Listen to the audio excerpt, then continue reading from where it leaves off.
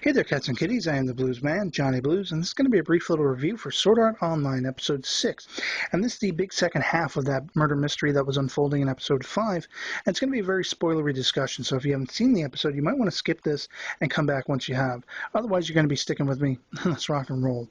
Now, there were revelations aplenty in this episode. I mean, every time you think you know what's going on and everything's been explained, there's another bomb drop waiting around the next corner that has a whole lot more to tell you about what's going on.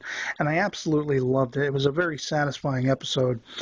Basically, we pick up right where we left off, that penultimate cliffhanger with the guest character Yuriko being stabbed through an open window in the back in a safe zone of all places, an inn inside a town. And she falls out the window to her death. And not to be outdone, we have our hero Kirito basically leap out the window, leaving Asuna behind to guard third character Schmidt, who could be the next potential victim. And basically, Kirito is chasing down this killer, this would-be killer, on rooftops. Now, of course, this character, whoever he is in the dark cloak, ends up getting the drop on Kirito by using a teleport crystal, and that's basically that. Kirito doubles back and checks in with Asuna again, and she is very understandably livid that he would take that risk, just kind of acting on impulse. And this isn't the first time we've seen him do that. But I also love that it alludes to, again, that tension that could build into romance between them that I suspect is coming down the line.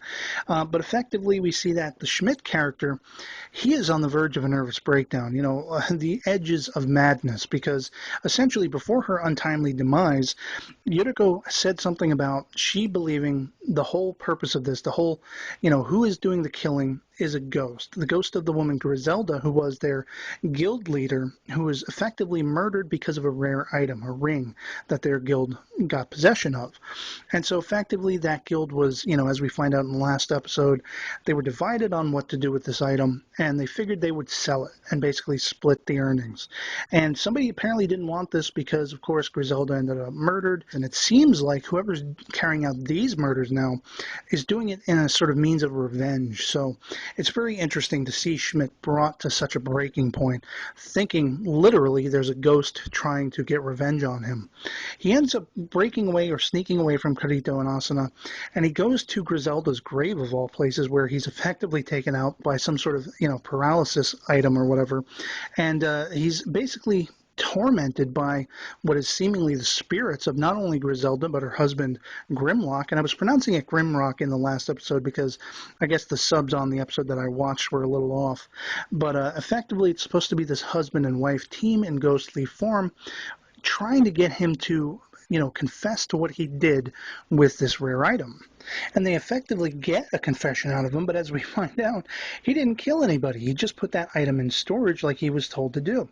And here's where it gets really interesting. Of course, these aren't spirits, as we were led to believe, and I never actually believed to begin with. I was waiting for some kind of revelation, but I did not expect for the life of me that these two people would actually be the two murder victims, Yuriko and Keynes. Now, the whole purpose of doing this was because their devotion was so deep to their former guild leader, Griselda. After her death, they wanted to find out who had killed her, and they thought it was effectively Schmidt. But, here we have it. We have it that he did not kill her, and obviously they must not have killed her, so who did? And as it turns out, Kirito has basically pieced it together.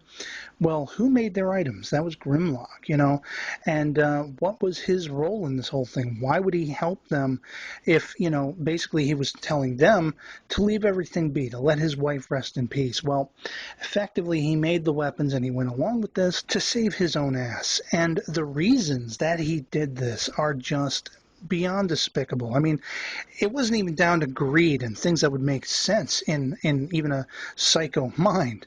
Basically, he saw his wife and he trapped in this virtual world, and all of a sudden, because all bets were off, she kind of loosened up. She became somebody different.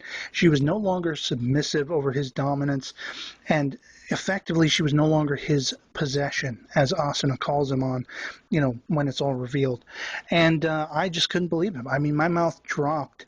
And of course, he put into his employ a very well-known PK group to take out these people who were trying to just, basically avenge the death of their beloved leader, which was in effect his wife. And so, I mean, wow. And like I say, I was so satisfied by the end of this because it totally hit me and threw me for a loop several times before everything laid to rest and I could see what was going on. And a story that can do that, I absolutely dig. Now, what I really love is we also get some more follow-ups to do with that sort of relationship between Kirito and Asuna. Essentially they're kind of playing at the game with the words about, what would you do if you could get married in the game and you found out possessions could be shared and you found a new side to someone. And very tellingly, Kirito's like, I would feel very lucky, and he's looking at her with those eyes. And so I feel dead set that those two are meant to be more.